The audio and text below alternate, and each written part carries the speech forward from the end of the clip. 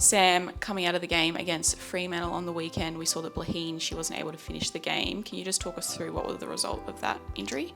Yeah, she was pulled out of the game in the first quarter with calf tightness. We tested her on the bench and took the conservative route, given she had some symptoms. That's been scanned at the start of this week, and she has a confirmed calf strain. So she'll miss this week and probably a couple of games after that, which is really disappointing for her. But we'll hopefully get her back in a few weeks. And then we also saw Edo. She looks like she pulled up a bit sore from the game. What was her injury? Yeah, Edo's injured her patellar tendon just right at the back end of the game. The severity of that we're unsure of at the moment. She won't play this week, but we'll do some further investigations and then make a call on what a timeline looks like for her. Okay, and we saw heading into the game on some unfortunate news with Grace Beasley, a new demon. She suffered an ACL tear.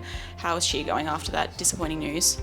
Yeah, she's obviously shattered, and I think the program will wrap her arms around her, but it's really disappointing that she has had that injury in the training session last Thursday. So she'll booked in for surgery soon and she'll begin that rehab progress. But yeah, really disappointing for her and the program.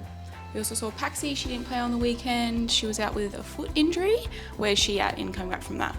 Yeah, Paxi got back into some training today, so she's had this foot injury that just stirred up the week before, so she's had the weekend off and she's progressed really well. So she trained today and she looked to be a test to be available this week. Fingers crossed. And then some good news, Gemma Rigoni, she's been battling that groin injury. It looks like that she was back with the girls in main training today? Yeah, Gemma's back in main training with the full session, so providing she pulls up well from that, she looked to be available for this weekend, so she'll be a test. Good news. And then Saray Taylor, she's been working through that calf injury. Where's she at? Where are the next steps for her?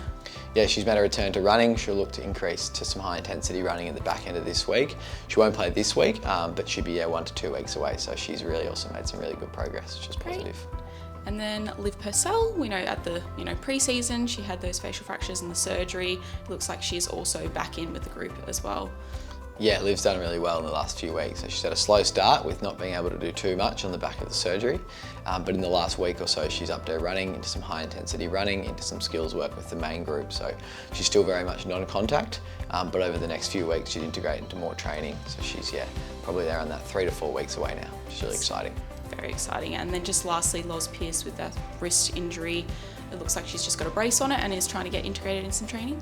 Yeah, she's also recovered well from her surgery, so she's not able to use the hand at the moment, but otherwise can be involved in some skills work and is doing a power running. So she's making great progress, and it's a bit of a waiting game for Loz at the moment. Keen to hear more from the Ds? Subscribe here.